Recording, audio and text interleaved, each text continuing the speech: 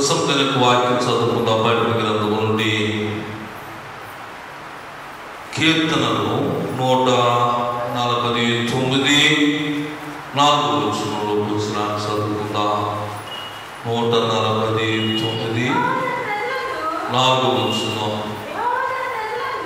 యెహోవా తన ప్రజలకు ప్రీతి గలవాడు, ఆయన దీనులను రక్షణతో అంగీకరించును.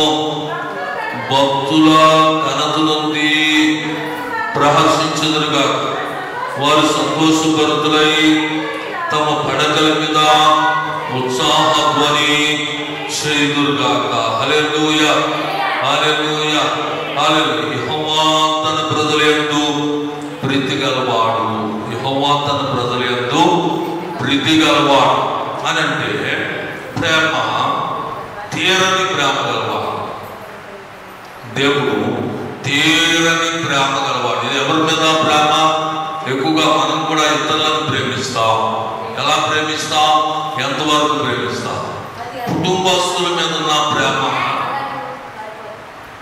బయట వారి మీద ఉన్న ప్రేమ, ఈ రెండు ఒకటిగా ఉన్నాయా? మీరు మాట్లాడు. కుటుంబస్తుల మీద ఉన్న ప్రేమ వేరు, బయట వారి మీద ఉన్న ప్రేమ వేరు. అయితే అందరినీ బాగానే ప్రేమిస్తాం, కానీ కుటుంబస్తుల పట్ల మనకి ఎటువంటి నిబద్ధత ఉంటుందనంటే 1 రోజు 2 రోజులు 1 సంవత్సరం 2 సంవత్సరంతో ముగిసిపోయేది కాదు. బయట వారితో మనకి మనం చెప్పిన మాట వాళ్ళు విన్నప్పుడు, లేకపోతే ఏదైనా దేవుని మాట వాళ్ళు విననప్పుడు కూడా మనం ఆ ప్రేమను విడిచిపెడతాం. అందుచేత యెహోవా ప్రేమ సంఘము పట్ల ఎలా ఉండాలంటే చాలా ప్రీతిగా ఉందన్నమాట. సంఘము ఎలా ఉంది? సంఘాన్ని ఎలా ప్రేమిస్తున్నాడు దేవుడు అంటే చాలా ప్రేమ, శాశ్వతమైన ప్రేమ, విడదీరాని ప్రేమ. అందుచేతనే ఈ కీర్తనకారుని మాటల ద్వారా వివరిస్తున్నాడు. మరొకసారి చదువుదాం. యెహోవా తన ప్రజల యందు ప్రీతి గలవాడు, ఆయన దీనులను రక్షణతో అలంకరించును. భక్తుల ఘనత నుండి ప్రహర్షించుదురుగాక, వారు సంతోషభరితులై తమ పడకల మీద ఉత్సాహగానము చేయుదురుగాక. ఎందుకంటే ఆయన దీనులను రక్షణతో అలంకరించును. దీనులను రక్షణతో అలంకరించును, రక్షణతో అలంకరించును. దీనులైన వారు ఎటువంటి దీనత్వం కలిగి ఉండాలి? ఆత్మ సంబంధమైన దీనత్వం కలిగి ఉండాలన్నమాట. మాటకు ప్రతి మాట అనడం వల్ల మనకు ప్రయోజనం కాదు. రెండవది, దీనత్వం అంటే ఎక్కడ ఉంటుందనంటే ఇతరులు మనల్ని హేళన చేసినను దేవుని ప్రేమను బట్టి అనుపబడినను అట్లాగే దీనత్వం కలిగి మౌనంగా ఉండటమే. యేసు ప్రభువుని అడిగారు, పొద్దు పిల్లలు అడుగుతున్నాడు, అబ్బాయి వీళ్ళు నీ మీద 3 నేరాలు మోపారు, నువ్వు మాట్లాడవా? నేను నిన్ను ఇక్కడ తీర్పు తీర్చడానికి నీకు శిక్ష విధించగలను, శిక్ష నుండి విడుదల కూడా కలిగించగలను, నువ్వు మాట్లాడు, నాతో చెప్పను అని అడుగుతున్నాడు. అప్పుడు ఆయన ఏం చెప్పాడంటే, పైనుండి నీకు విడుదలైతేనే కానీ నువ్వు నన్ను ఇక్కడేమీ చేయలేవు. ఏం జరగాలన్నా పైనుండి జరగాలి. అందుచేత పైన ఉన్నవాడు నా తండ్రి అయితే ఇక్కడ నువ్వు ఏం చేయగలవు? నేను అడిగితే నా తండ్రి కొన్ని వేల సంఖ్య కలిగిన సైన్యాన్ని నాకు ఇవ్వగలడు, కానీ నాది ఇహ సంబంధమైనది కాదు, పర సంబంధమైనది, ఆత్మ సంబంధమైన రాజ్యం కొరకు నేను పోరాడుతున్నా. పర సంబంధమైన ప్రణాళికలో గమనించండి, మనం భౌతిక సంబంధమైన ప్రణాళికలో ఉన్నామా? పర సంబంధమైన ప్రణాళికలో ఉన్నామా? భౌతిక సంబంధమైనది శాశ్వతమైనది కాదు. ఇక్కడ ఉన్నదాన్ని మనం దేన్ని ప్రేమించిన అవసరం లేదు. ఇవేమి కూడా శాశ్వతంగా మనకు ఉపయోగపడేవి కాదు.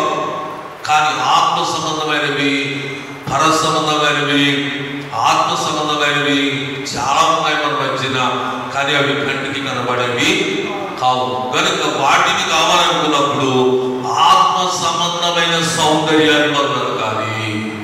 ఏమి ఎదగాలి? ఆత్మ సంబంధమైన సౌందర్యం మనం ఎదగాలి. ఆ సౌందర్యం సౌందర్యం ఏ విధంగా ఉంటుంది అని అంటే సంఘములో స్థిరపడే కొలది వస్తూ ఉంటుందన్నమాట. కత్తిని సానబట్టే కొలది పదును వస్తుంది. పరిశుద్ధత పెరిగే కొలది మనకి ఏమొస్తుందంటే ఆత్మ సంబంధమైన సౌందర్యం వస్తుంది. ప్రార్థన చేసే కొలది ఏమొస్తుంది? పైన ప్రభావం మనకి కిందకి తీసుకురాగలుగుతాము. ఎవడు నాకు మన కొరకు పాతాళానికి వెళ్ళి క్రీస్తుని తీసుకురాగలడు? ఎవడు మన కొరకు ఆకాశమునికి ఎక్కి క్రీస్తుని ఒక ఆత్మని కిందకి తీసుకురాగలడు అని అంటే దేవుని సహవాసం చేసేవాడు, దేవుని ఆత్మ అనుభవాన్ని కలిగిన వాడు క్రీస్తుని మన మధ్య తీసుకురాగలడు. అప్పుడు వారిని బట్టి మనందరము దేవుని ఆత్మను కూడా కలిగి ఉండడానికి అవకాశం ఉంటుంది. అందుచేత మనలో ఎవరి ప్రార్థన దేవుడు ఆలకిస్తున్నాడు, అందరి ప్రార్థన దేవుడు ఆలకిస్తాడు. అందరూ కూడా క్రీస్తుని కిందకి తీసుకురావాలి. ఎలాగనంటే క్రీస్తు ఒక ఆత్మ మన మీదకి నింపబడాలన్నమాట. ఆ విధంగానే ఒక వచనాన్ని చదువుకున్న బైబిల్ గ్రంథము నుండి పరమగీతము 6:10 వచనాన్ని చదువుకున్నా. పరమగీతము 6:10 సంధ్యారాగము చూపటచ్చు చంద్రబింబమంత అందము గలదై సూర్యుని అంత స్వచ్ఛమును కలలను గలదై ఊహిత సైన్య సమభీకర రూపియగు ఈమె ఎవరు అని మాట గమనించండి. వధువు సంఘమును దేవుడు సిద్ధపాటు చేస్తున్నాడు. ఎప్పటి నుండి సిద్ధపాటు చేస్తున్నాడు? 2000 సంవత్సరాల నుండి సంఘాన్ని స్వచ్ఛమైన సంఘముగా సిద్ధపాటు చేస్తున్నాడు. గమనించండి, సంఘములోకి వచ్చిన వాడంతా త్వరగా క్రైస్తవులు అయిపోరు. సంఘం అందరూ కూడా త్వరగా రాకలు వస్తే ఎత్తబడిపోరు. ఎవరు సంఘములో ఎత్తబడతారు? స్వచ్ఛమైన దేవుని ఆత్మతో, ఆత్మ అనుభవాలతో ఎదగబడాలి. పరిశుద్ధత స్వచ్ఛమైన అనే మాట ఎందుకంటే స్వచ్ఛమైన కళలు కలుగుతాయి. మనలో ఏ కళలు ఉన్నాయి? ప్రార్థన కళలు ఉన్నాయా? వినయము, ఆధ్యాత్మికత, దీనత్వము యేసుప్రభు 2 సందర్భాలు మనకు వివరించారు. వాటిని మనం కలిగి ఉండాలి. యేసుప్రభు చెప్పిన మాటలు కొన్ని మనం చూస్తే అమూల్యమైన ముత్యం అన్నా, దాచబడిన ధనమన్నా, ఆమ మొక్కను గూర్చి వివరించాడు. ఇవన్నీ ఎందుకంటే మనం దేవుని గురించి త్యాగములో దేవునికి లోబడి, అట్లాగే దేవుడే శాశ్వతమని ఎవరైతే త్యాగాన్ని కలిగి ఉంటామో ఆ త్యాగమే మనం ఏం చేస్తుందంటే మనకు మనంగా అమ్ముడవ్వాలి. యేసుప్రభు వారు ఏమి దాచుకోలేదు. శరీరంలో రక్తపు బిందువు కూడా దాచుకోలేదు, అంతా దాచుకొచ్చేసాడు. యేసుప్రభు వారు తన శరీరమును కూడా, తన ఎముకలను కూడా, తనకున్న రక్తమంతటిని, తనకున్న ప్రాణమంతటిని దాచుకొచ్చాడు. ఏమీ దాచుకోలేదు. మనము ఏదో దాచుకోవాలని ఆశపడుతున్నాము, కానీ ఇక్కడ భూమి మీద ఏది మనకు ఉపయోగం లేదు. ఒక తల్లి ఒక దినానికి వచ్చి ఒక మాట చెప్తుంది నాతో, కానీ అది పాలు తెచ్చిందామె. మాకు ఏది పాలు ఇచ్చిందంటే కానీ ఉదనుకున్నాం ఇచ్చింది. అయితే ఈ పాలు మీరు ఈ రోజుకి తోడని వేసుకుని పెరుగుగా వాడుకోండి అని ఇచ్చింది. అయ్యగారు మీరు ఖాళీగా ఉన్నారా అని అడిగినారు. ఖాళీగా ఉన్నారు చెప్ప. అప్పుడు ఆమె చెప్తుంది, వివరించి చెప్తుంది. ఎవరైనా అయ్యగారు మేము ఎలా బ్రతకామో మీకు తెలుసా? అని నాకు తెలుసు. నాకు వివాహమైన కాబట్టి పిల్లలు చిన్నవాడితే వాళ్ళని మోస్తూ రాత్రి వాళ్ళు నేను నా భర్త కష్టపడి 2 ఎకరాల పొలం కొన్నా, 2 బిల్డింగులు కట్టాను. నా మామయ్య గారు నాకైతే 30 సెంట్లు 40 సెంట్లు ఇచ్చాడు. వాట మా ఆయన ఇంత సంపాదించిన. ఇప్పుడు పెద్దవాడి పక్కన నేను ఉండాలి కదా. ఓ బిల్డింగ్లో ఓ పార్సల్ నేనున్నా. ఆ బిల్డింగ్ కట్టాక నా పిల్లలందరికీ పెళ్లి చేశాను. ఇంకో బిల్డింగ్ కట్టాను, చిన్నవాడిని మరో బిల్డింగ్లు పెట్టాను. ఇప్పుడు పెద్దవాడు ఏమంటాడంటే నా బిల్డింగ్ ఖాళీ ఇవ్వమంటున్నా. చిన్నోడికో బిల్డింగ్ కట్టించి ఇచ్చేసావు కదా, నాకు కూడా బిల్డింగ్ పూర్తిగా ఇచ్చేయి. నువ్వు ఇంకోటి కట్టుకుంటువా లేకపోతే చిన్నోడి దగ్గరికి వెళ్ళిపోవడమో. గమనించాలి, ఇళ్ల స్థలాలు కొన్నాను, 10 సెంట్లు స్థలం కొన్నాను, బిల్డింగ్లు కట్టాను. కానీ నా పిల్లలు నా పట్ల ఉన్న ప్రేమ ఏమైంది? వాళ్ళు ఏం కోరుతున్నారంటే బిల్డింగ్లు కాదు కోరేది, ప్రేమ కోరుతున్నారు. నేను ఎలా పెంచానో, ఎలా కష్టపడ్డానో, ఎలా పెద్దవాళ్ళని చేసి నేను భూమి కొని బిల్డింగ్లు కడితే వాళ్ళు నన్ను వెళ్ళిపోమంటున్నారు. ఈ ప్రేమ ఏమైపోయింది? గమనించాలి, భూ సంబంధమైన ప్రేమ తల్లిదండ్రులు పిల్లలే కాదు, అన్నదమ్ములే కాదు, భార్య పిల్లలే కాదు, ఎవరి ప్రేమ కూడా శాశ్వతంగా మన జీవితాంతం ఉండదన్నమాట. ఏదో సమయంలో చిన్న ఓటకాడు మనల్ని పగబెట్టేస్తారు. అవునే కదా, భర్త భార్య మీద పగబడతాడు, తన దగ్గర ఉన్న వాట ఏం లేకపోతే. భార్య భర్త మీద పగబడుతుంది, ఎందుకంటే తనకున్న జీవితంలో తనకి ఏది కూడా తన త్రావు చూపించలేదని. ఇదంతా భౌతికంగా సంబంధమైన ప్రేమ. ఇదంతా దేని మీద ఆధారపడుతుందనంటే లోక సంపద మీద ఆధారపడుతుంది. సంపద లేని వాడు చూడండి, మన ఇంట్లోనే ఒక వ్యక్తి అన్ని దారిపోసి ఇడిగా ఒక వ్యక్తి ఏమీ లేని వాడిగా ఉంటే మనం ఏమంటాం? అన్నీ నీ వాళ్ళందరికీ మధ్య పెట్టుకుని వచ్చి నా దగ్గర కూర్చోవా, నేను ఇప్పుడు నిన్ను పెంచననే మాట మాట్లాడతా. కనుక ఈ భౌతిక సంబంధమైన ప్రేమలు కాదు, ఆత్మ సంబంధమైన ప్రేమ, వేల సంవత్సరాలు ఉండే ప్రేమ సువార్త మనకి నేర్పుతుంది. కనుక ఈ ప్రేమలోనికి దేవుడు మనల్ని ఆహ్వానించి మనకు ఆత్మ సంబంధమైన సౌకర్యాన్ని తీసుకురాబోతున్నాడు. వధువు సంఘముగా అలంకరించబోతున్నాడు. కనుక మనం దేవుని చేతిలో పడాలి, దేవుని సన్నిధిలో ఎదగాలి. అంటే దేవుని లేఖన సారాంశం, ఆత్మ అభిషేకము సారాంశంతో మనం ఎదగాలన్నమాట. నీటి కాలువల వారన నాటబడిన చెట్టు వలె, ఆత్మాడక తన కాలువతో పరమించు చెట్టు వలె. ఎక్కడ? నీటి కాలువల వారన దేవుని యొక్క వాక్యముతో, ఆ దేవుని యొక్క ఆత్మతో ఎదగడం మనం ప్రారంభించాలి. మన శ్రమ జీవితంలో ఏదైనా మన జీవితంలో శ్రమ వచ్చిందనుకోండి, ఆత్మానుసారమైన శ్రమ, మనం దానిని ఆత్మానుసారంగా ఎదుర్కోవడానికి ప్రయత్నిస్తాం.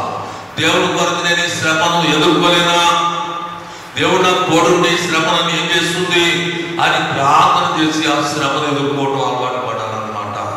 దేవుని కొరకు త్యాగం అంటే శ్రమలు వచ్చినప్పుడు పారిపోయే స్థితిని, అట్లాగే నిరుత్సాహపడే స్థితిని, విశ్వాసాన్ని కోల్పోయే స్థితి దేవునికి ఇష్టమైంది కాదు.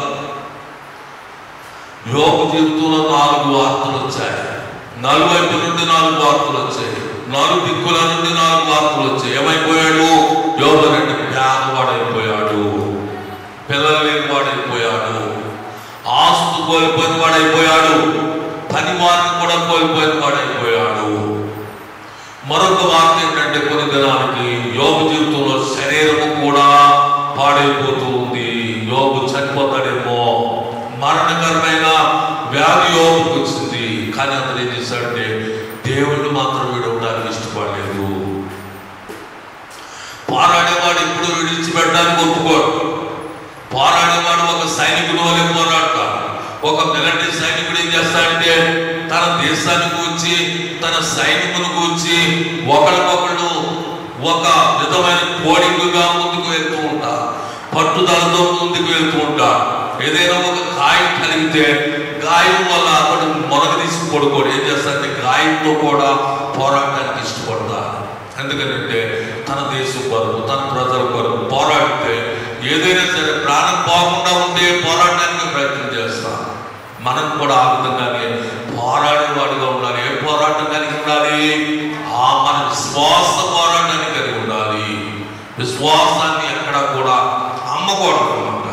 విశ్వాసాన్ని ఎక్కడ కూడా తనఖా పెట్టుకోవడం, విశ్వాసాన్ని ఎక్కడ కూడా దానిని ఆహారానికో, ధనానికో, లేకపోతే వ్యసనానికో తాకట్టు పెట్టుకోవడం. ఏం చేయాలంటే పోరాడేవాడిగా ఉండాలి. దేవుడు మనల్ని మన గ్రామంలో ఎన్నుకున్నాడు కదా. ఏ స్థితిలో దేవుడు మనల్ని ఎన్నుకున్నాడు, ఏ గ్రామంలో ఏ ప్రాంతంలో దేవుడిని ఎన్నుకున్నాడు, అక్కడ నువ్వు ప్రజ్వలిస్తూ ఉండాలన్నమాట. ద్వీపం వలె ప్రజ్వలిస్తూ ఉండాలన్నమాట. అంటే ఎలాగలా ప్రజ్వలించాలి అని అంటే దేవుని ఆరాధించడం. అకోలా ప్రిస్కల్లా అనేటువంటి వాళ్ళు ఇటలీని ఖాళీ తీశారు, మరొక ప్రాంతానికి వచ్చారు. అక్కడేం చేస్తున్నా అంటే గృహ కూటాలు ఏర్పాటు చేస్తున్నా, సువార్త కూటాలు ఏర్పాటు చేస్తున్నా. ఇతరులకి సువార్త చెప్పడానికి వాళ్ళు ఎలాగైతే అనుభవం అవుతుంది ఈ ప్రజలకి సువార్త చెప్పాలనేటువంటి ఆసక్తి. ఎందుకనంటే సంఘాలు కూర్చుకోవాలని కాదు, అనేకులను విశ్వాసులుగా చేసి ఆదాయాన్ని తీసుకోవాలని కాదు, కానీ అనేకులను ద్వీపముల వలె వెలిగింపబడే ద్వీపముల వలె మార్చడానికి అకోలా ప్రిస్కల్లా అనేటువంటి వాడు పాటుపడ్డారు. ఆ విధంగానే మన వంతు కృషి మనం కూడా చేయాలి. ఇక్కడ ఏం చెప్పబడుతుంది? ఈమె ఎవరు? సంధ్యారాగము చూపట్టుచు చంద్రబింబమంత అందము గలదై, సూర్యుని అంత స్వచ్ఛమును కలలు గలదై, ఊహిత సైన్య సమీకర రూపియకు ఈమె ఎవరు అని మాట గమనించండి. దేవుని సంఘాన్ని, నా పవిత్రమైన స్వచ్ఛమైన సంఘాన్ని దేనితో పోల్చగలరు? వజ్రానికి ఇంకా ఖరీదు తగ్గిపోతుంది. ఎందుకంటే ఒక పరిశుద్ధిని, ఒక పరిశుద్ధురాలు వారి జీవితాన్ని దేనితో పోలిస్తే సరిపోతుంది అని అంటే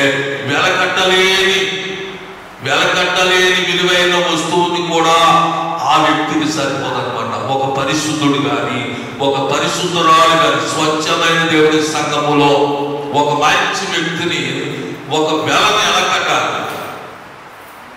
ఒక వ్యక్తి ఒక వెలను దేనితో వెలగట్టి ఆ వెలకు సరిపెట్టగలవు. ఒక దినాన్న బల్షాజర్ అనేటువంటి ఒక రాజుకి దానియేలు ఒక కల భావాన్ని చెప్తున్నాడు. రెండోది అక్కడ ఒక మెనే టికెల్ ఉపార్సెల్ అనేటువంటి మానవ హస్తం వచ్చి గోడ మీద పూతగా వ్రాయబడిన ఆ వ్రాతను వివరణ చెప్తున్నాడు. దేవుడు నిన్ను త్రాసుకుతో తూయగా నీ అందు పాపం ఎక్కువైంది, న్యాయము సత్యము పక్క తేలిపోయింది, అందుచేత నువ్వు చేసిన క్రియలు మంచివి లేవు. ఇక్కడ తూయబడినప్పుడు నీవు తేలిపోయావు అంటే నీకంటే ఎక్కువ పాపం ఎక్కువ ఉంది. నీ పక్షాన త్రాసులో తూయబడినప్పుడు నీవు దానికి తగిన బరువు లేవు. అందుచేత ఈ రాత్రి నీ ప్రారంభపోతుంది. ఆ బల్షాజర్ అనే రాజు ఏం చేశాడనంటే వెంటనే దానియేలుకి ఉదారంగా వస్త్రాలు ధరింపజేసి ఒక బంగారు చైన్ అతని మెడలు వేసి వెంటనే అతని ఇచ్చిన బహుమానాలను ఇచ్చి మరొక అధికారిగా అతన్ని హెచ్చించాడు. ఆ విధంగా కారణం ఎందుకంటే దేవుడు మన పట్ల మనకున్న ఆత్మీయ సౌందర్యాన్ని ఎలా చూస్తాడు, మనం ఆత్మీయ సౌందర్యాన్ని ఏ విధంగా మనం చూసి పసిగట్టగలం. ఒక వ్యక్తిలో ఉన్న ఆత్మీయ సంబంధమైన సౌందర్యం ఎలా మనకి కనబడుతుంది అని అంటే స్వచ్ఛత మాటలో తెలిసిపోతుంది, కంటి చూపుల్లో తెలిసిపోతుంది. ఒక్కొక్కరు మాట్లాడితే మనిషి ఎక్క జీవెక్క వస్తుంది. వాళ్ళు కూడా కనిపెట్టేయచ్చు. ఎవరి మనిషి ఎక్క జీవెక్క మొక్క ఎక్క జీవెక్క చూసేవాళ్ళు కూడా కనిపెట్టేయచ్చు. రెండోది పరిశుద్ధత గల వాళ్ళు కూడా కనిపెట్టేయచ్చు. అలాగనంటే వాళ్ళు ఓటు నుండి వచ్చే మాటలు వేరేగా ఉంటాయి, అవి దేవుని మాటలు. ఒక దినాన్ని ఆ ప్రధాన యాజకులు ఏం చేశారంటే సైనికులను పంపించారు, రోమ్ సైనికులను పంపించారు. మీరు వెళ్ళి ఆయన ఎక్కడ ఉన్నారో పట్టు తీసుకురండి. వాళ్ళు మరలా వచ్చి ఏం చెప్పారంటే ఆయన మాట్లాడినట్లు ఎవ్వడు ఎన్నడూ మాట్లాడడం మేము చూడలేదు, వినలేదు. అంచేత ఆయన ఎలా తీసినాం మేము అని అంటే అప్పుడు వాళ్ళు ఏమంటారంటే మీరు కూడా ఆయన మాటలో పడిపోయారా? ఆయన అంత మోసం చేస్తున్నాడు మిమ్మల్ని. ఇప్పుడు లోకం ఏమనుకుంటుందంటే దేవుని రాజ్యము లోకాన్ని మోసం చేస్తుంది అనుకుంటున్నారు. దేవుని బోధలు, స్వార్థ బోధలు లోకాన్ని మోసపరిచేవిగా లోకం పరిగణిస్తూ ప్రకటిస్తూ ఉంటుంది. కానీ దేవుని సంఘములో ఉండేటువంటి స్వచ్ఛమైన ఆత్మ సముదాయ సౌందర్యం ఎటువంటిది అంటే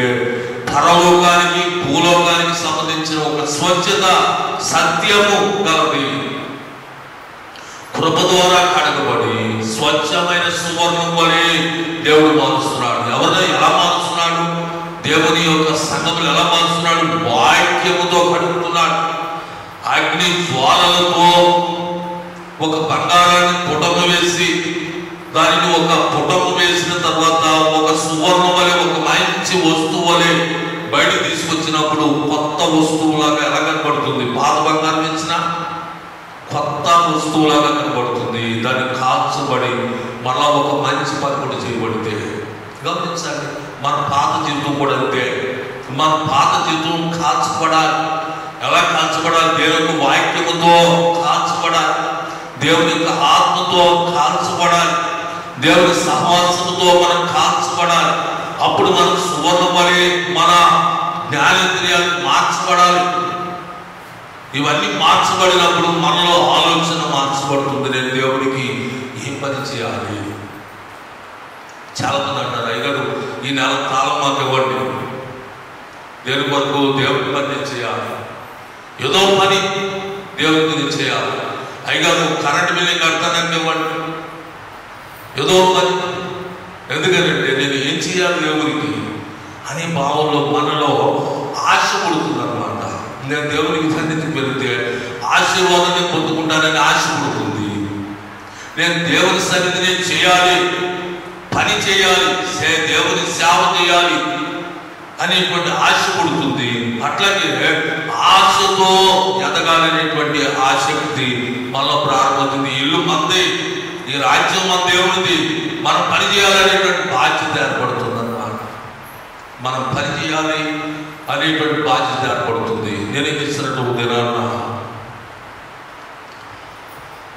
సంఘములు తెలియపరిచి, ఫలానా రోజు మనకు ప్రయాణం ఉంది, ఒక మొలక ప్రాంతానికి వెళ్ళి మనం వాటికి భోజనం పెట్టాలి, ఫలానా విధంగా ఇక్కడ మనకు సమకూర్చబడ్డాయి, ఫలానా వ్యక్తి మనకు కొంత సహాయం చేయబోతున్నాడు, ఫలానా వ్యక్తి మనకు కొంత సహాయం చేయబోతున్నాడు. మేము ఒక వ్యాన్ మాట్లాడాం, మనం ఫలానా చోటకి వెళ్ళాలని తెలియపరిచినప్పుడు సుమారు 20 మంది మాతో వచ్చారు. 20 మంది మాతో వచ్చారు. వచ్చాక అక్కడ ఏం చేశారంటే, ఇక్కడ మేము రాత్రులు 10 గంటలకు ప్రయాణం చేసాం, అక్కడ మధ్యాహ్నం సాయంత్రం 4 గంటలకు మళ్ళీ తిరిగి వ్యాను ఎక్కామన్నమాట. అంతవరకు ఏం చేశారంటే అంత పనే. అబ్బాయి 1000 రూపాయలు ఇస్తాను పలానా చోటకి రండి, లేకుంటే 2000 ఇస్తాను పలానా చోటకి రండి, మీరు పని చేయాలంటే అర్థమా? ఎవరికొరకు అంటే దేవుని రాజ్యము తరపున, దేవుని ప్రణాళిక తరపున మనం ఆ పని చేయడానికి ప్రోత్సహింపబడి రాత్రులు పగలు కూడా పనిచేసేటువంటి త్యాగం దేవుని కొరకు అంటే దేవుని కొరకు అనమాట. చూడండి, అదే ప్రార్థన చేయాలి. ప్రార్థన చేయడానికి 500 రూపాయలు కూలి పని ఇస్తాను, ప్రార్థన చేయడానికి 2 అంటే ఎలా? 500 కూలి పని ఇస్తాను, ప్రార్థన చేయడానికి వెళ్తామా? వెళ్ళం. కానీ దేవుని సన్నిధిలో మన కొరకు, లోకం కొరకు ఉచితంగా ప్రార్థన చేయాలంటే అవసరం. ఎందుకంటే అది ఒక త్యాగం. ఎందుకంటే దేవునికి వచ్చిన త్యాగం అనుచేత మళ్ళీ ఏం కనపడాలి అంటే దేవుని బతుకు సంఘము అనే సౌందర్యం కనపడాలన్నమాట. త్యాగముతో కూడిన సౌందర్యం కనపడాలి. అయితే ఒక మాట, ఎందుకంటే మరొక వచనములో బైబిల్ గ్రంథము నుండి యెహెజ్కేలు గ్రంథములో 16:4 వచనాన్ని చదువుకుందాం. యెహెజ్కేలు గ్రంథము 16:4 చదువు.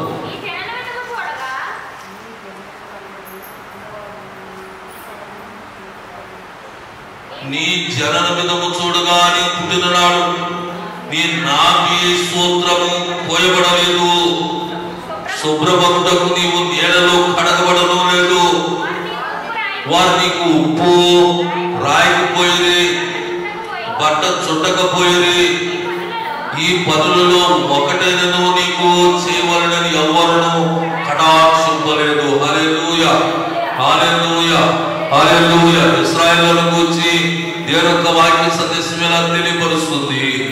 చిన్నపిల్లలు పుట్టినప్పుడు ఏం చేస్తా అంటే, ఇప్పుడు ఆసుపత్రిలో కూడా సబ్బుతో స్నానం చేస్తున్నారు. కానీ పూర్వం ఒక 50 సంవత్సరాలు కనిపెడితే ఎలా బొడ్డు ఒకటి పోయాలి, పుట్టినీళ్ళు ఒకటి చల్లాలి. ఇలాగా రకరకాలుగా అప్పుడు ఉండేటువంటి చిన్నపిల్లలకు జరగవలసిన సాంప్రదాయ పద్ధతులు ఏమిటంటే, ఇక్కడ ఇశ్రాయేలు గురించి నీ జనన విధమే చూడగా నీవు పుట్టిన నాడు నీ నాభి సూత్రము కోయబడలేదు, శుభ్రమగుటకు నీవు నెలలో కడగబడను లేదు, వారు నీకు ఉప్పు రాయకపోయేది, బట్ట చుట్టకపోయేది, ఈ పనుల్లో ఒకటిని నీకు చేయవలనని అవ్వాలను కటాక్షింపలేదు. గమనించండి, ఇశ్రాయేలు ప్రజలు ఐగుప్తు దేశంలో నిట్టూర్పులు విడుస్తూ ఉన్నారు. ఐగుప్తు దేశంలో వాడు పడుతున్న శ్రమ కృతజ్ఞత కాదు. రాత్రులు పగళ్ళు కూడా పనిచేసిన శ్రమ అవట్లేదు. వీళ్ళకి గడ్డిచ్చేవారు, ఇటుకలు కాల్చడానికి గడ్డిచ్చేవారు. రెండోది వాటికి కావలసిన కొన్ని సరుకులు వాడికి ఇచ్చేవారు, పనిచేసే వాడికి. చూడండి, మనం పని వాటికి పెట్టుకుంటే వాడు ఉదయానికి వచ్చిన తర్వాత మనము మరొకడికి వెళ్ళిన పనికి ఉదయాన్నే మాకు టికెట్ని ఇవ్వాలి, మంచినీళ్ళు ఇవ్వాలి అని అడుగుతాం. ఇక్కడ స్వతంత్రంగా దెబ్బలాడి తీసుకుంటాం, కానీ ఇక్కడ స్వతంత్రం లేదు. ఏమడుగుతున్నాడు అని అంటే, గడ్డిచ్చేవాడు గడ్డి కూడా తీసేశాడు, గడ్డిచ్చేవారు గడ్డి కూడా తీసేశారు. రెండవది, ఇటుక బట్టి వాళ్ళు సాయంత్రం లేక రాత్రులు 12 అయినా సరే ఇటుక బట్టి పొడకపోతే ఏం చేసేవారు అంటే, ఆ లోటు ఎంతైతే ఉందో ఆ ఇటుక బట్టి పనిచేసే ఇశ్రాయేలు యొక్క మగ పిల్లలను తీసుకువెళ్ళి ఆ లోటుని పూడ్చి ఇటుక బట్టిని నొక్కు పెట్టేవారు. అంటే వాళ్ళు పని చేయకపోతే ఏం జరుగుతుంది? ఇశ్రాయేలు ప్రజలు పని చేయకపోతే ఏం జరుగుతుంది? ఆ పని చేయని ఆ ఇశ్రాయేలు తెగలో ఉండేటువంటి, అంటే పని పూర్తి కానందువల్ల మగ పిల్లలను కోల్పోవలసి వస్తుంది అనమాట. ఈనాడు నీవు సువార్తను ప్రకటించకపోతే ఏం జరుగుతుందంటే పునరుజ్జీవం కలగదనమాట. ఏం కలగదు? పునరుజ్జీవం కలగదు. పునరుజ్జీవం కలగకపోతే ఇశ్రాయేలు ఎలా కోల్పోయారో లోకంలో ఉన్న ప్రజలు, అలాగా మనం వాళ్ళని కోల్పోతూ ఉంటాం. ఎక్కడికి వెళ్ళిపోతారు వాళ్ళంటే, వాళ్ళ జీవితాలు ముగించుకుని నరక మార్గంలో వాళ్ళు వెళ్ళిపోతూ ఉంటారు. వాళ్ళకి తెలీదు, వాళ్ళు మనం వేషపడతారు మన మీద. ఇప్పటికీ కూడా వాళ్ళు మనకి శత్రువులుగా భావిస్తారు, కానీ వాళ్ళను ప్రేమించమని బైబిల్ మనకు చెప్తూ ఉంది. వాళ్ళ వరకు పునరుజ్జీవం కలగడం వరకు పాటుపడమని బైబిల్ మనకు తెలియపరుస్తూ ఉంది. అందుచేత మనం కూడా ఏం చేయాలంటే ప్రకటించాలి, ప్రార్థించాలి, చేర్చుకోవాలి. చూడండి, ప్రకటించాలి, తెలియపరచాలి. మరొకటి ఏం తెలియదు. ఎవడైనా మన ఇంటికి తన తల్లి ఒరే పలానా వాళ్ళ ఇంటికి వెళ్ళి కొంత అంటే ఏం తెలుస్తుంది మనకి? ఏమి తెలియదు. అందుచేత మాట్లాడాలి. నేను ఉప్పు కొరకు వచ్చానని మాట్లాడాలన్నమాట. అప్పుడు ఉప్పు ఇచ్చి పంపుతాం. అలాగే మనం లోపల ఉప్పు అయి ఉన్నా కనుక మనం సమాధానం కొరకు మాట్లాడాలి, సువార్త కొరకు మాట్లాడాలి. మన లోకంలో మనం ఏం చేస్తామంటే మన గొప్పల గురించి మాట్లాడతాం, మన గొప్పల గురించి మాట్లాడతాం. అట్లా కాదు, దేవుడి కొరకు మాట్లాడాలి. మనం ఏం మాట్లాడినా క్రీస్తు కొరకు మాట్లాడితే అది ఉపయోగం. గమనించండి, ఒక మహాసభ పెట్టామనుకోండి, అందులో ఒక దైవజనురాల్లో మనం పిలిచినప్పుడు వాళ్ళు వచ్చి యేసును వచ్చి వాక్యం ప్రకటిస్తే మనుషులు ఎవరో వాళ్ళు ఆ మాట విని మారుతారు. తన సాక్ష్యాన్ని చెప్పుకుంటే, దేవుడు నా జీవితంలో ఇన్ని మేలు చేశాడు, నేను ఇప్పుడు ఇన్ని చర్చలు కట్టాను, ఇన్ని బిల్డింగ్లు కట్టాను, ఇన్ని కార్లు నాకని చెప్పామనుకోండి, దానివల్ల ఎవడో మాట్లాడు, యేసుకు వచ్చి మాట్లాడు. అందుని బట్టి మనం ఏం చేయాలంటే ప్రతి ఒక్కళ్ళు చేయవలసిన పని దేవుని పని అయి ఉండాలి. పాస్టర్ గారు చేసుకుంటాడు కానీ అనుకుంటా, పాస్టర్ గారి కంటే పని ఎక్కువ సంఘానికి ఉంటుంది, సంఘానికి ఎక్కువ భారం ఉంటుంది. సంఘం ఏం చేయాలి తెలుసా?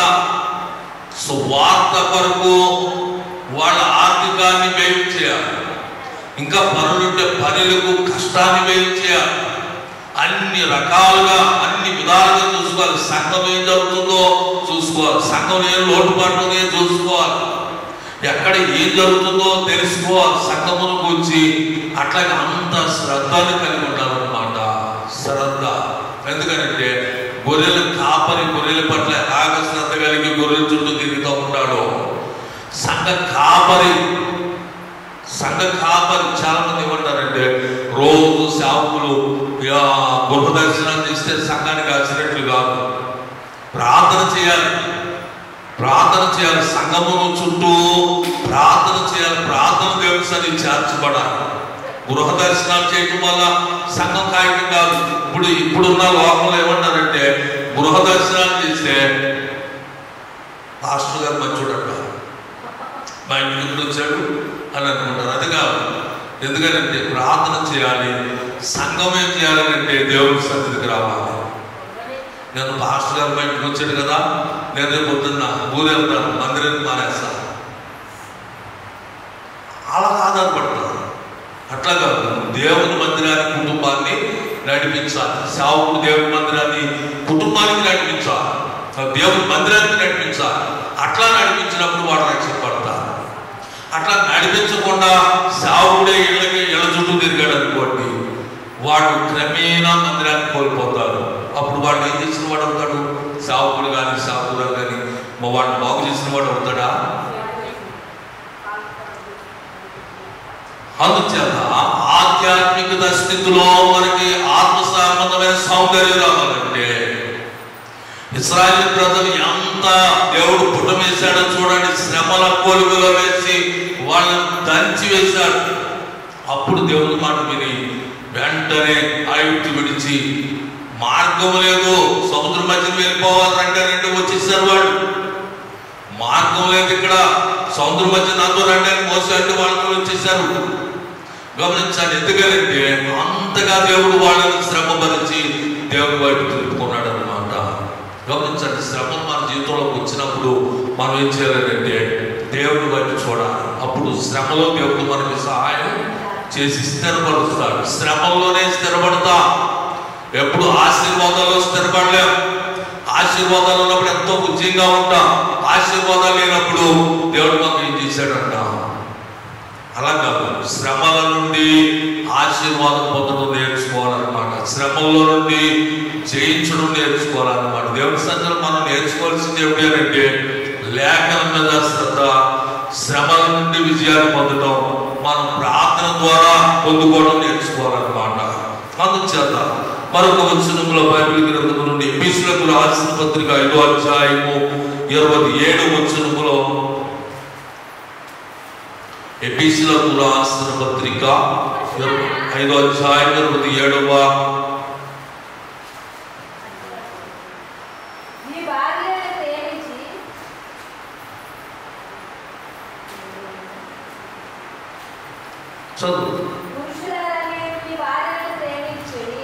అటువలని క్రీస్తు సంఘమును ప్రేమించి అది కలంకమైనను ముడతైనను అటుది మరి ఏదైనానో లేక పరిశుద్ధమైనది గాను నిర్దోషమైనది గాను మహిమ గల సంఘము గాను ఆయన తన ఎదుట దాన్ని నిలబెట్టుకోనవలెనని వాక్యముతో ఉదక స్నానము చేత దాన్ని పవిత్రపరిచి పరిశుద్ధపరచుటకే దాని కొరకు తను ద్వారా అప్పగించుకోలేము. హల్లెలూయా, హల్లెలూయా. బైబిల్ మనకి ఏం చెప్తుందనంటే, ఒక పరిశుద్ధ వివాహం జరిగేటప్పుడు పెళ్లి కుమార్తెను తీసుకురావాలి పాస్టర్ గారు. ఎక్కడి నుండి?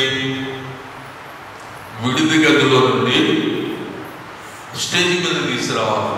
అప్పుడు పాట పాడతారు. ఏ పాట? పరిశుద్ధ పరిశుద్ధ పరిశుద్ధ ప్రభువా వరాదూత లైనాని వాని పగర పాటతో తీసుకురావాలి. తీసుకొచ్చి ఏం చేయాలి? స్టేజ్ మీద కూర్చోబెట్టాలి. అప్పుడు వరుడికి ఇచ్చామని వివాహం జరుగుతుందన్నమాట. ఇక్కడ కూడా లోక కళ్యాణం జరగబోతున్నప్పుడు సంఘమును దేవుని ఆత్మ ద్వారా, దేవదూతల ద్వారా, మహిమ మేఘములతో సంఘమును మధ్యాకాశములకు తీసుకువెళ్ళాలి. ఎటువంటి శబ్దంతో తీసుకువెళ్ళాలి? కడబోర శబ్దముతో, దేవుని బోరతో, ఈ శబ్దములతో, పెండ్లి మేళములతో సంఘం ఎత్తబడాలి. ఒక కనురెప్పు పాటున సంఘము ఎత్తబడుతుంది, కానీ ఆర్భాటం జరుగుతుంది లోకానికి. అందుచేత ఇక్కడ ఏమంటున్నాడనంటే అటువలని క్రీస్తు కూడా సంఘమును ప్రేమించి అది కలంకమైనను ముడతైనను అటుది మరి ఏదైనాను లేక పరిశుద్ధమైనది గాను నిర్దోషమైనది గాను మహిమ గల సంఘముగా. గమనించండి, బాల్చా నిండా బట్టలు వేసి ఓ పావు కేజీ సర్ఫ్ వేసేస్తాం, ఒక గంటకి ఆ బట్టలన్నీ బయటికి తీసేస్తాం, తెల్లగా వచ్చేస్తాం. కానీ ఇది పావు కేజీ సర్ఫ్ వేసేది కాదు, సంవత్సరాల తరబడి దేవుడు వాక్యముతో కడగబడేది, సంవత్సరాల తరబడి. గమనించండి, నీ జీవితంలో నీ వయసు ఎంత, దేవుడి మందిరానికి వచ్చిన నీ వయసు ఎంత, బాప్తిసం పొందిన నీ వయసు ఎంత, కానీ నీలో ఉన్న స్వచ్ఛం ఏది ఇక్కడ? గమనించండి, బల్సాసరణ త్రాసులో చూసినట్లుగా బాప్తిసం పొందాక మనలో ఉన్న స్వచ్ఛత ఎంత కనబడుతుందో త్రాసులో కనబడుతుంది అనమాట. కనుక మనం జీవించిన దినాలండి, దేవుని మందిరానికి వచ్చిన సంవత్సరాలండి, బాప్తిసం పొందిన తర్వాత పరిశుద్ధమైన జీవన విధానంలో ఎన్ని సంవత్సరాలు గడిచాయి, కానీ మనలో ఎంత స్వచ్ఛత ఏర్పడింది. గమనించండి, ఎంత కనబడుతుంది. ఇక్కడ మనకి ఏం చెప్పబడుతుందనంటే పరిశుద్ధమైనది కాదు, నిర్దోషమైనది కాదు, మహిమ గల సంఘముగా. పరిశుద్ధమైనదిగా వ్యక్తి సంఘమును అంతా ఒక ముద్దగా పోల్చుతున్నారు. సంఘమంతా అవయవాలు, సంఘమంతా క్రీస్తు శరీరాన్ని పోలుతుంది. క్రీస్తు శరీరాన్ని తీసి వధువు సంఘమనే శరీరము నమించి. గమనించండి, ఆదామును తీసిన శరీరమును అవ్వను ఎలాగ దేవుడు నిర్మాణం చేస్తున్నాడో క్రీస్తు నుండి స్వార్థ నుండి తీయబడిన మహిమ శరీరాన్ని సంఘమనే వధువు సంఘాన్ని నిర్మాణం చేస్తూ ఉన్నాడు దేవుడు. అందుచేత ఆ సంఘములో ఆ రెండవ అవ్వలో మనం ఉన్నాం కనుక మనం ఏ కోణంలో ఉన్నాం? చెక్కబడ్డామా, కడగబడ్డామా, రూపుదిద్దబడ్డామా, ఏ స్థితిలో ఉన్నాం? కనుక మనం ఎవరికి లోబడాలి? రెండవది, మనం పరిశుద్ధమైనదిగా మార్చబడాలి. రెండవది, నిర్దోషమైనదిగా మార్చబడాలి. మూడవది, మహిమ గలదిగా మార్చబడాలి. గమనించండి, ఎవరి సహవాసం ఉంటే ఇన్ని రకాలుగా మనం వస్తాం. పరిశుద్ధమైనది, నిర్దోషమైనది, మహిమ గలదిగా మనం మార్చబడాలి. దేన్ని బట్టి? వాక్యాన్ని బట్టి, మాటలతో కాదు. గమనించాలి, దేవుడిని విడిచిపెట్టేసి లోకాన్ని స్నేహించడం కాదు. ఎందుకంటే మనం మనుషులతో కాదు స్నేహం చేసేది, చర్చకు వచ్చేదాకానే నీ స్నేహం. గమనించాలి, నీవు బంధువులతోనైనా నువ్వు చర్చకు వచ్చే వరకునే నీ బంధువుల స్నేహం. చర్చకు వచ్చాక దేవుని రాజ్య స్నేహాన్ని కలిగి ఉండాలన్నమాట. నువ్వు ఉదయమని దేవుడు చెప్పట్లేదు, కానీ నువ్వు కలిగి ఉండు. కానీ నువ్వు ప్రేమించేది ఏంటంటే దేవుని రాజ్యాన్ని, దేవుని ప్రణాళికలను, దాంట్లో అతకబడాలి. గమనించండి, మనం సంఘంలో అతకబడకపోతే రాజ్యంలో ఎలాగ అతకబడతాం? సంఘంలో అతకబడకపోతే రాజ్యంలో ఎలాగ అతకబడతాం? సంఘంలో ఇంకా మనకి భేదాలు, చదువుకున్న వాళ్ళు గ్రూపు, చదువులేని వాళ్ళు గ్రూపు, ముసలోళ్ళు గ్రూపు, పడిసోళ్ళు గ్రూపు, పిల్లలు గ్రూపు, యవనస్తులు గ్రూపు, ఆ పేటవాళ్ళు గ్రూపు, ఈ పేటవాళ్ళు గ్రూపు. ఇది గ్రూపులుగా ఉండకూడదు. ఏం చేయాలంటే సన్నిధి కూర్చొని ఏం చేయాలంటే ఏక కుటుంబముగా. దేవుడు మోసేని అన్నాడు, నా ఇల్లంతటిలో నమ్మకమైన వాడు మోసే. గమనించండి, మనం దేవుని వారసుని పనిలో ఉన్నాం. మోసే పని కాదు మనం చేసేది, దేవుని ఇల్లంతటికి వారసుని పనిలో ఉన్నాం అనమాట. వారసుడైన క్రీస్తు మనకి జ్యేష్ఠుడుగా, సహోదరుడిగా ఉన్నాడు అనమాట. కనుక ఇప్పుడు మన వంతు చేయాలి. ఆయన చేయవలసిన కాలంలో ఆయన చేశాడు.